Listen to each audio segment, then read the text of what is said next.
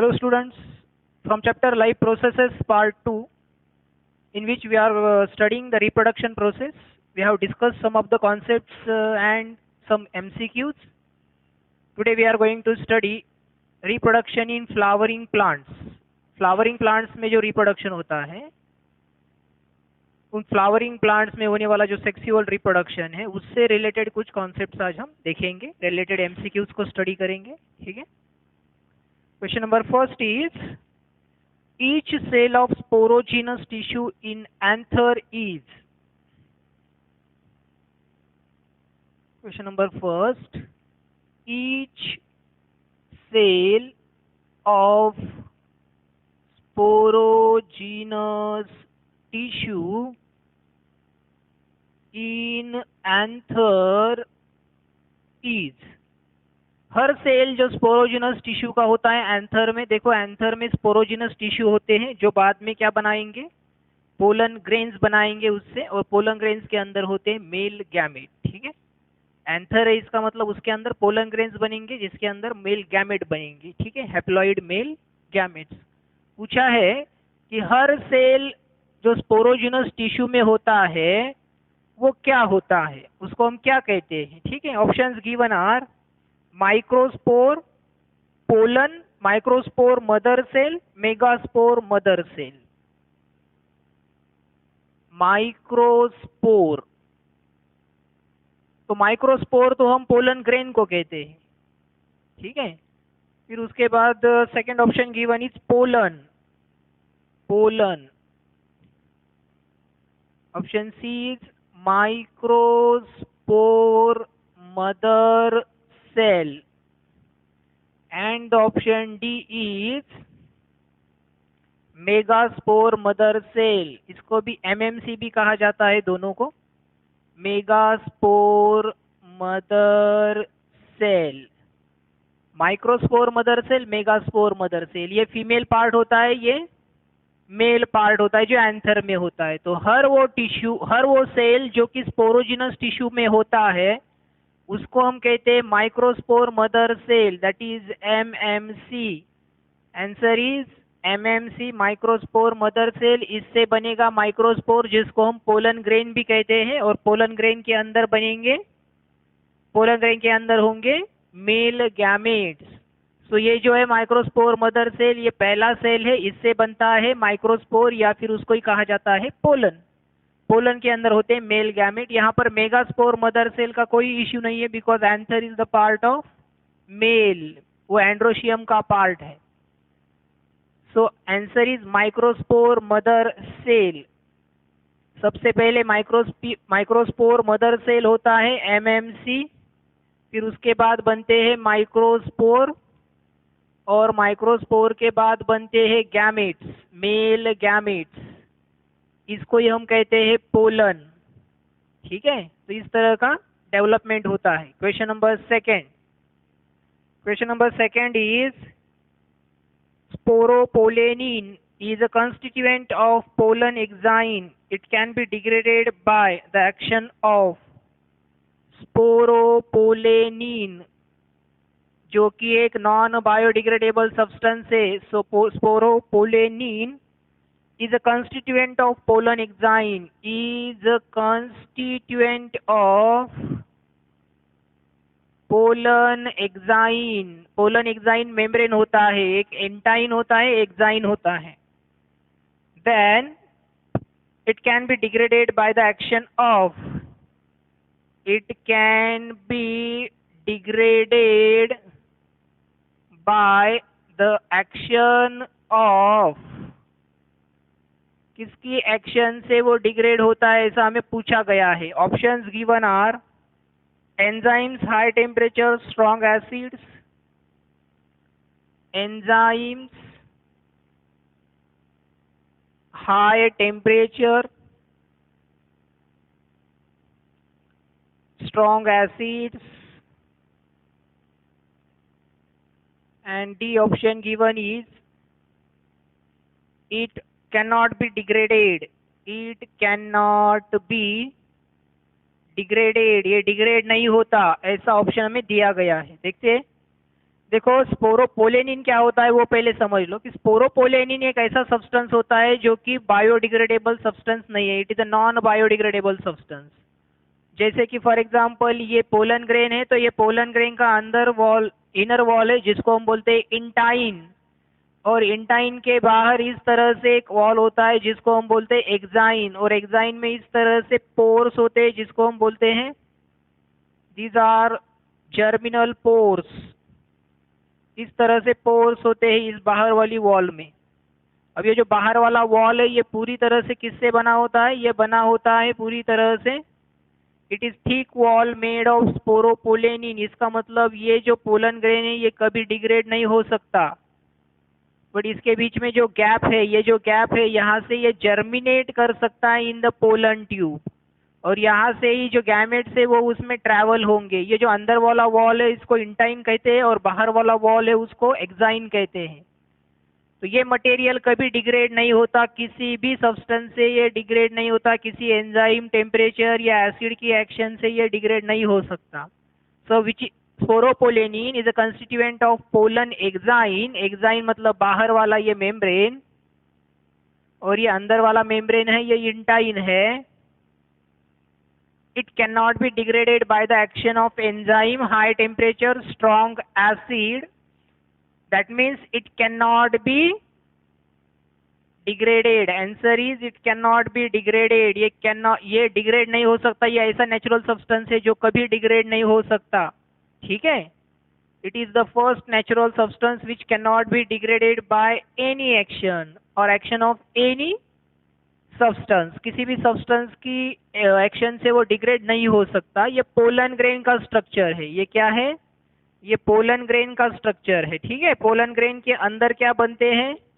बनते हैं male gamete. ठीक है, question number 3, question number 3, a germ pore is, a germ pore is, तो जर्म पोर होता क्या है? तो इस डायग्राम में देखिए आप, यहाँ से ये जो डायग्राम दिख रहा है ये डायग्राम, ठीक है, ये जो पोर दिख रहा है आपको, यहाँ पर जो पोर दिख रहा है इसको कहा जाता है germ pour. Germ pour.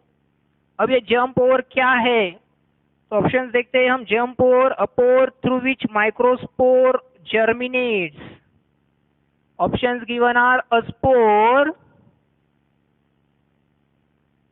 through which the microspore germinates. Microspore germinates. Option second, B option given is area where intine is absent. It is the area where intine absent, or a pore through which pollen tube enters in the style. It is the area where the intine is absent. Intine is absent. Intine absent होता है, ऐसा हमें statement दिया है। उसके बाद a pore through which pollen enters in ovule. A pore through which pollen enters through ovule. Ovule में enter करता है। और D option given is a pore through which pollen tube enters in style.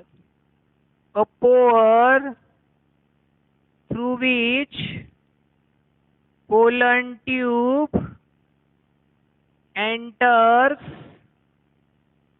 Style. ठीक है, यहां पर हम एक एक ऑप्शन देखेंगे। A germ pore is a pore through which microspore germinates. Microspore का मतलब यहाँ पर हो रहा है पोलन ग्रेन। तो पोलन ग्रेन का जर्मिनेशन किससे होता है? वो जर्म पोर से होता है। सो हमारा फर्स्ट ऑप्शन यहाँ पर करेक्ट है। Area where intine is absent, तो इंटाइन तो रेगुलर है, वो तो प्रेजेंट होता है। हाँ, एक्साइन एब्सेंट होता है, इस पोर में एक्साइन एब्सेंट होता है। So this can not be answer, क्योंकि यहाँ पे इंटाइन लिखा है। A pore through which pollen enters in ovule. pollen never enters the ovule, whereas pollen tube enters the ovule. Pollen कभी एंटर नहीं करता, यहाँ पर पोलन ट्यूब नहीं है, ठीक है। और पोलन ट्यूब भी इस पोर से नहीं करता है स्टाइल में, स्टाइल के ऊपर भी पोर्स होते हैं, इस रिसेप्टर्स होते हैं जहां से वो जर्मिनेट करते हैं। So it is a pore through which pollen tube enter style. तो पोलन, ये जो पोर है ये स्टाइल के ऊपर नहीं होता है, ये कहाँ पे होता है, ये पोलन के ऊपर होता है। यहाँ पर दिया है कि enters the style, it is the pore through which pollen tube enters the style. इसका मतलब ये हो रहा है कि स्टाइल पे एक पोर होता है जिससे पोलन ट्यूब एंटर करता है। So this option is also incorrect. Correct option is A, that is the pore through which microspore germinates. Question number 4. Next question. Question number 4. 64 pollen grains will be formed through. 64 pollen grains will be formed through. 64 pollen grains अगर बनाने हैं तो वो कैसे बनेंगे, ऐसा पूछा गया है। तो first option is mitosis of 32 microspore, mitosis of 32 microspores. 32 microspores का क्या होता है, माइटोसिस होता है, या meiosis of microspore, meiosis of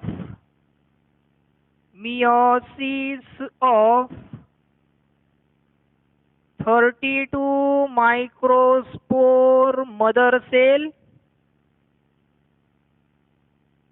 32 microspore mother cell का अगर मियोसिस होता है तो ये होगा, या meiosis of 16 microspore mother cell, meiosis of 16 microspore mother cell, and the D option given is the meiosis of 8 microspore mother cell, meiosis of 8 microspore mother cell। तो जैसे मैंने आपको पहले ही बताया कि माइक्रोस्पोर मदर सेल ही होता है जिसके बाद पोलन ग्रेन बनता है, या फिर इसको ही हम कहते हैं माइक्रोस्पोर बनता है, माइक्रोस्पोर बनता है, ठीक है। माइटोसिस ऑफ 32 माइक्रोस्पोर, माइक्रोस्पोर का मतलब ही पोलन होता है, तो हमें 64 पोलन बनाने हैं तो पोलन ग्रेन में ही माइटोसिस होगा 32 का, तो पोलन ग्रेन बनता है क्या 64। तो 64 पोलन ग्रेन ये जो है माइक्रोस्पोर मदर सेल से बनेंगे, प्रोसेस होता है मियोसिस, ठीक है, मियोसिस से बनते हैं। माइक्रोस्पोर का माइटोसिस होके पोलन ग्रेन्स नहीं बनते, तो दिस ऑप्शन इज इनकरेक्ट। हाँ, मियोसिस होता है बट वो 32 का अगर होगा, माइक्रोस्पोर मदर सेल का 32 का होगा तो कितने बनेंगे। तो हमें पता है कि मियोसिस में अगर एक सेल डिवाइड करता है तो मियोसिस 1 में 2 सेल बनते हैं, और उस 2 सेल से मियोसिस 2 में 4 सेल बनते हैं। इसका मतलब एक सेल से फाइनली 4 सेल बनते हैं मियोसिस से। तो अगर एक सेल से 4 सेल बनते हैं, ठीक है, 1 2 3 and 4 cells are going to form from the mother cell, mother cell से 4 सेल बनते हैं, तो हमें बनाने हैं 64। तो 64 बनाने के लिए कितने सेल्स में मियोसिस होना चाहिए, सो मियोसिस होना चाहिए 16 सेल में, ठीक है। 16 सेल में अगर मियोसिस होगा तो एक सेल से 4, मतलब 16 सेल से 16 फोर द 64 सेल्स बनेंगे, ठीक है। So this is meiosis of 16 microspore mother cell which yield 64 pollen grains, ठीक है। 8 अगर सेल होंगे तो 32 बनेंगे, 32 अगर होंगे तो ये लगभग कितने बन जाएंगे, सो ये हो जाएंगे 120 प्लस 128 हो जाएंगे, ठीक है। सो ये भी आंसर नहीं आएगा, मियोसिस ऑफ 8 ये भी आंसर नहीं आएगा, ठीक है। तो 16 कैसे आया, समझ में आया। Meiosis of 16 microspore mother cell yields the 64 pollen grains. Question number 4, right answer is option C, ठीक है। Next question, question number 5.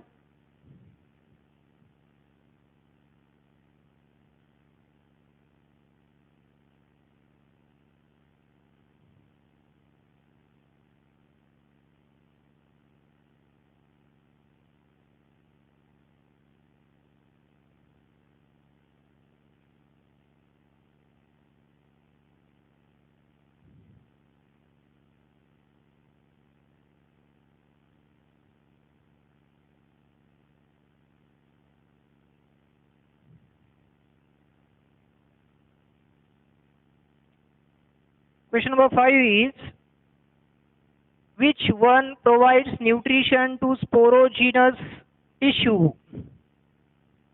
Which one provides nutrition to sporogenous tissue? Sporogenous tissue को कौन है जो न्यूट्रिशन प्रोवाइड करता है? Options given are tapetum, epidermis, endothecium, middle layers. So options are tapetum, endothecium, epidermis, and the last option is middle layers.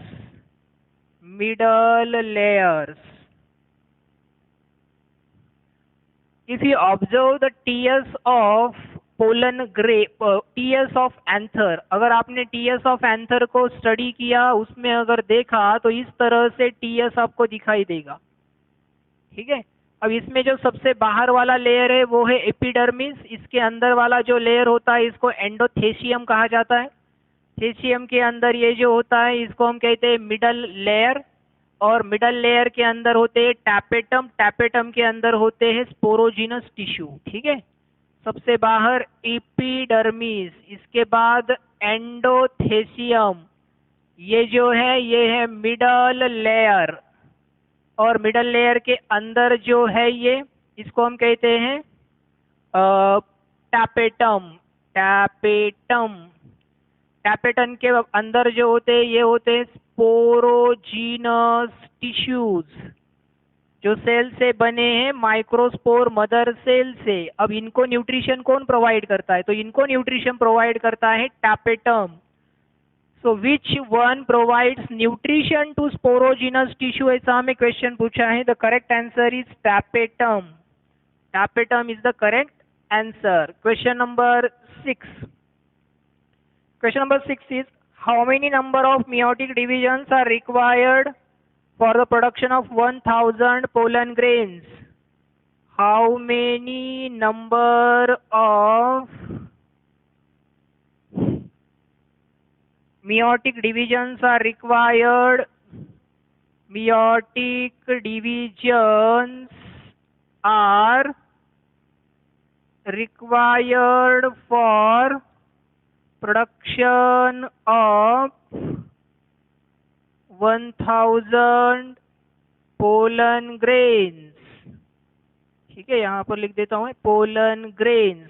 pollen grains अगर 1000 बनाना है तो कितने मियोटिक डिवीजन की जरूरत है? Options given are 1000, 250, 500, 200. ठीक है. 1000, 250, 100, 200. ठीक है. तो हमें पता है मियोटिक डिवीजन है, एक सेल से 4 सेल बनते हैं, तो कितने सेल से 1000 सेल बनेंगे? तो इसका आंसर है 250. ठीक है. सो 250 सेल्स अगर डिवाइड करेंगे मियोटिकली तो 250 सेल से एक सेल से 4 बनते हैं, 250 से कितने बन जाएंगे? 1000 बन जाएंगे. Question number 7. Next question.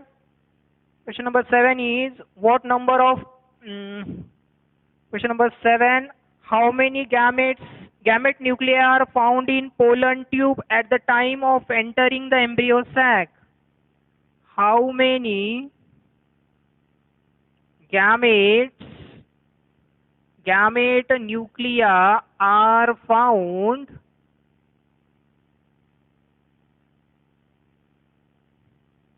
in pollen tube in pollen tube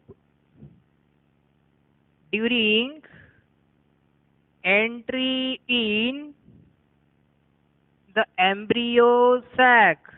जब एम्ब्रियो सैक में एंट्री करता है पोलन ट्यूब, तो उसमें कितने गैमेट न्यूक्लिया होते हैं, ऐसा हमें क्वेश्चन पूछा है. Options are 1, 2, 3 and 4. 1, 2, 3 and D option given is 4. So we know that there are two male nuclei, male gametes. दो गैमेट्स होते हैं जो कि एंट्री में पार्टिसिपेट करते हैं और फ्यूजन में भी पार्टिसिपेट करते हैं. एक सिनगैमी करता है और दूसरा करता है ट्रिपल फ्यूजन. बहुत सिंपल क्वेश्चन था ये. ठीक है. इसके बाद लेंगे हम question number 8.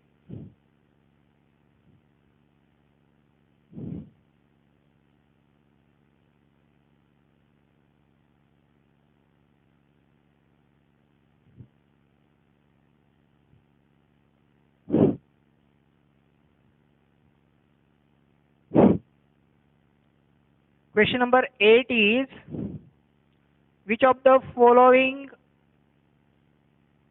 question number 8, micropyle is found in. Micropyle कहाँ पे फाउंड होता है, कहाँ पर होता है माइक्रोपाइल? तो माइक्रोपाइलर एक एंड होता है जिससे पोलन ट्यूब नॉर्मली एंटर करता है. माइक्रोपाइलर एंड से वो ओव्यूल का पार्ट होता है. सो it is found in. Next question, question number 8. Micropyle is found in. तो ये होता है सीड में या फिर नेक्स्ट ऑप्शन दिया है ओव्यूल में. ओव्यूल में होता है या फिर ऑप्शन दिया है बोथ ए एंड बी, दोनों तरफ होता है. और डी ऑप्शन दिया है, option D given is fruit. Fruit में होता है. ठीक है. तो देखो माइक्रोपाइल क्या होता है. माइक्रोपाइल जो होता है वो लोअर एंड होता है ओव्यूल का. जब ओव्यूल से सीड बनता है तो सीड में भी जहां पर जो कॉटिलिडॉन्स होते हैं वो जहां पर अटैच्ड होते हैं उस एंड को हम क्या कहते हैं, उस पार्ट को हम कहते हैं माइक्रोपाइल. तो माइक्रोपाइल हमें सीड में भी मिलेगा और ओव्यूल में भी मिलेगा. ठीक है. तो इसलिए यहाँ पर करेक्ट आंसर जो आएगा वो आएगा सी. माइक्रोपाइल कहाँ पर होता है तो हमें पता है. माइक्रोपाइल इस तरह से कहाँ पर होता है, ये आपने पढ़ा है. ठीक है. इस तरह से माइक्रोपाइल इस एंड को कहा जाता है. ये जो एंड है इसको हम माइक्रोपाइल एंड कहते हैं. ठीक है.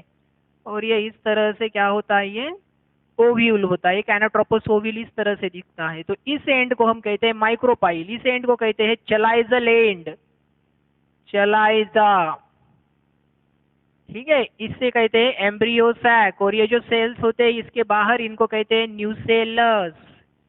ये जो है ये इंटेगुमेंट्स है. इस पार्ट को हम कहते हैं हीलम. यहाँ पर जो अटैच्ड होता है इस पार्ट को हम कहते हैं हीलम.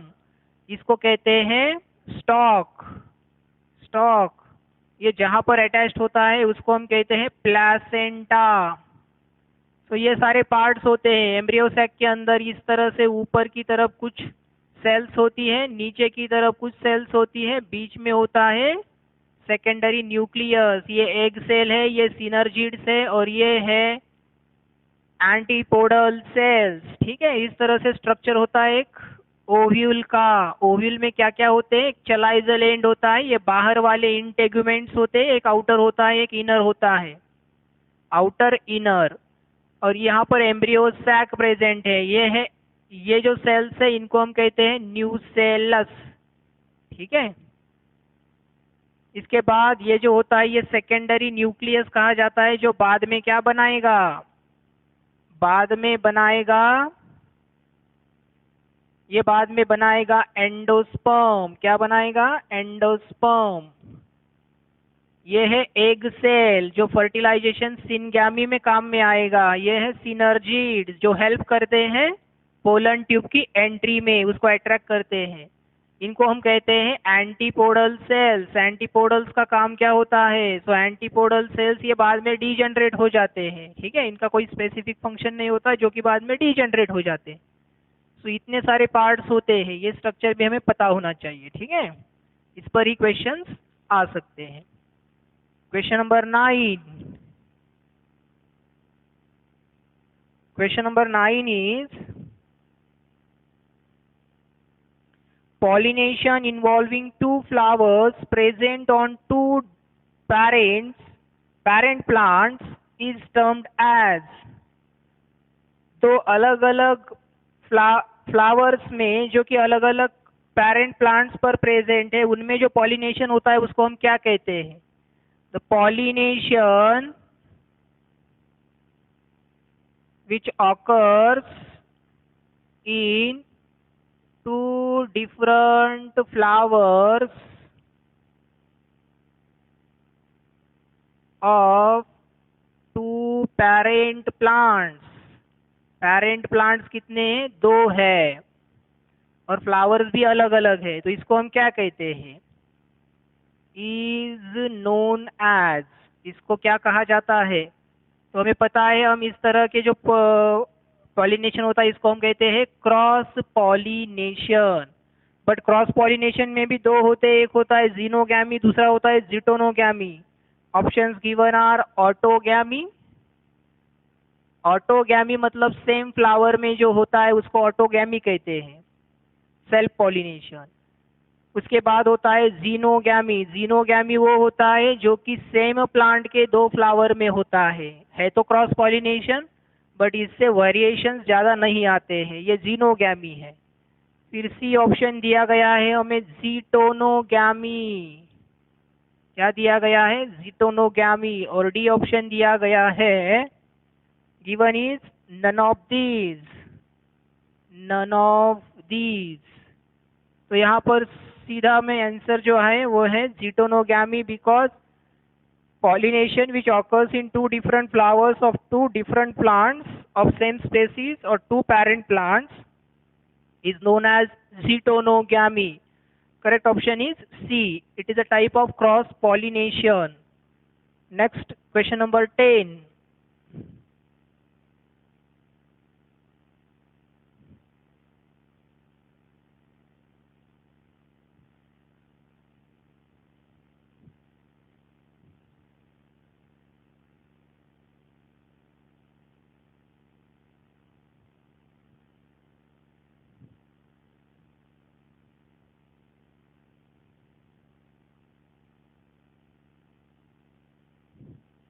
Question number 10 is which is that process results in production of zygote। कौन सा प्रोसेस होता है जिससे जाइगोट बनता है? Which is that process which produces zygote। कौन सा प्रोसेस होता है जिससे जाइगोट बनता है, ऐसा हमें पूछा गया है।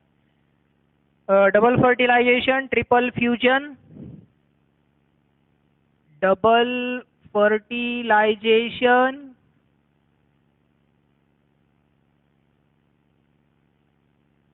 ट्रिपल फ्यूजन, उसके बाद दिया है syngamy, and last one is none of these. इसका सही आंसर जो है वो सीधा आंसर है। देखो जाइगोट किससे बनता है, तो मैंने जैसे कहा आपसे कि 2 क्या होते हैं? मेल गैमेट होते हैं जो कि एग सेल के साथ मिक्स होते हैं, और एक जो दूसरा होता है वो 2n n n n। ठीक है, अभी देखते हैं हम। सपोज ये एक मेल गैमेट है जो कि एक सेल के साथ मिक्स हो रहा है, तो इससे क्या बनेगा? इससे बनेगा 2n डिप्लॉइड जाइगोट, और इसको हम कहते हैं सिनगैमी। इसको क्या कहते हैं? सिनगैमी। क्या कहते हैं इसको? सिनगैमी। ये जाइगोट बनाता है। पूछा हमें वही गया है कि what is the process that produces zygote, तो इसकी आंसर है सिनगैमी। अब ये डबल फर्टिलाइजेशन, ट्रिपल फ्यूजन क्या है? तो एक मेल गैमेट जो होता है वो दूसरा मेल गैमेट वो सेकेंडरी न्यूक्लियस के साथ फ्यूज होता है और बनाता है 3n, दैट इज एंडोस्पर्म और प्राइमरी एंडोस्पर्म न्यूक्लियस, जो कि बाद में एंडोस्पर्म बनाएगा। एंडोस्पर्म यूज होगा जाइगोट के डेवलपमेंट के लिए इनटू एम्ब्रियो। अब ये जो 3n बना है इसको हम क्या कहते हैं? एंडोस्पर्म। इसमें जो ट्रिप्लॉइड सेल बना है या जो ट्रिप्लॉइड ऑर्गेनिज्म जो बना है, जिसको हमने एंडोस्पर्म कहा या प्राइमरी एंडोस्पर्म न्यूक्लियस कहा, ये 3n इसका प्लॉइडी है, इसलिए इसको ट्रिपल फ्यूजन कहा जाता है। इसको कहा जाता है triple fusion.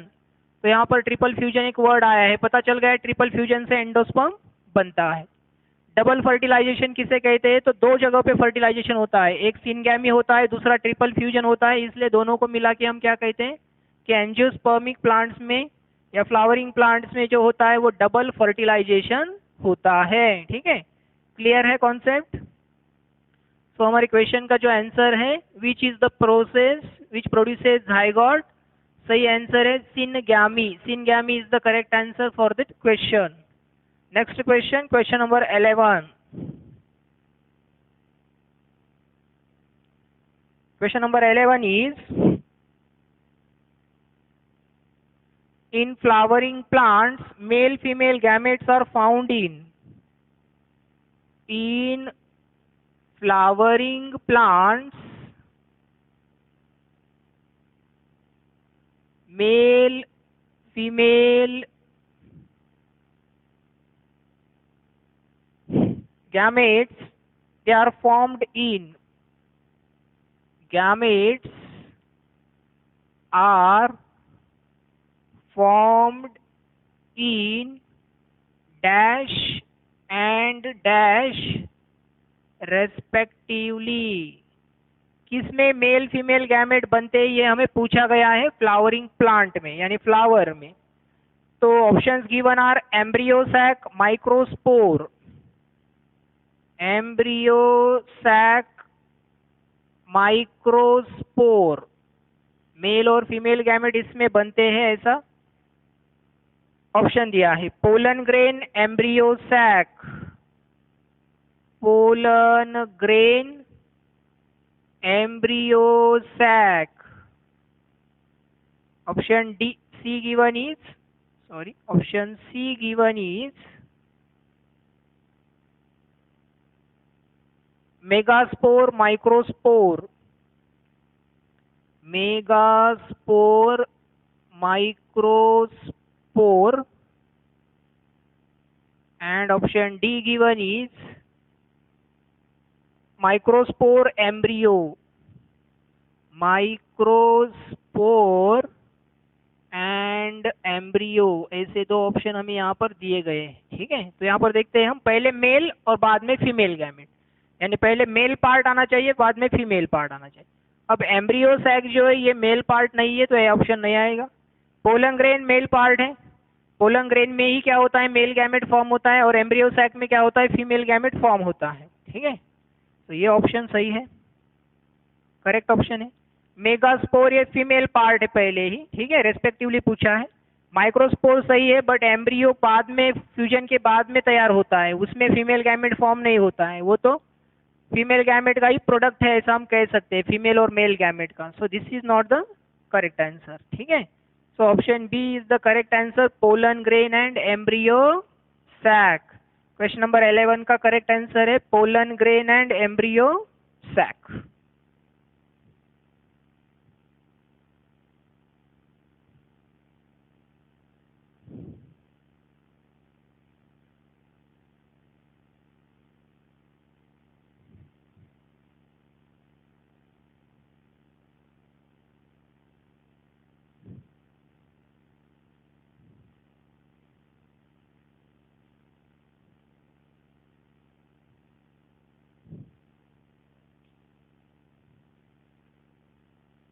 Next question, question number 12. Question number 12 is, the most common method of entering the pollen tube into ovule. The most common method of entering pollen tube into ovule is, into ovule is, कौन सा है वो most common method जिससे pollen tube ovule में enter करता है, ऐसा हमें पूछा गया है। Options are porogamy, mesogamy, chalazogamy and siphonogamy. Porogamy, next is mesogamy, chalazogamy. Mesogamy, chalazogamy and is siphonogamy. ठीक है, अब ये क्या है? तो देखो, जब पोलन ट्यूब बनता है, ठीक है, तो जैसे कि ये क्या है, पोलन ट्यूब यहाँ से बनेगा, यहाँ से पोलन ट्यूब इस तरह से बनेगा। तो जब बनेगा पोलन ट्यूब तो वो एंटर करेगा ओवरी में। जब वो ओवरी में एंटर करेगा तो इस तरह से क्या है, यहाँ पर ओव्यूल है। ओव्यूल का ये जो नीचे वाला पार्ट है इसको हम कहते हैं माइक्रोपाइल, ऊपर वाला पार्ट है चलाइजा, ये जो है यहाँ पर होते हैं इंटेगुमेंट्स। ठीक है, तो पोलन ट्यूब यहाँ से भी एंटर कर सकता है, इंटेगुमेंट से भी एंटर कर सकता है और माइक्रोपाइलर एंड से भी एंटर कर सकता है। तो नॉर्मली जो एक कॉमन मेथड है वो है कि ये माइक्रोपाइलर एंड से ही क्या करता है, एंट्री करता है। ज्यादातर समय ये क्या करता है, माइक्रोपाइलर एंड से ही एंट्री करता है। माइक्रोपाइलर एंड से होता है इसका मतलब वो पोर से होता है, इसलिए उसको पोरोगैमी कहा जाता है। तो इसका सही आंसर जो है, most common method of entry of pollen tube through the ovule is through micropyle. ठीक है, in ovule through micropyle and it is called as porogamy. So porogamy is the correct answer. Now what is mesogamy and chalizogamy?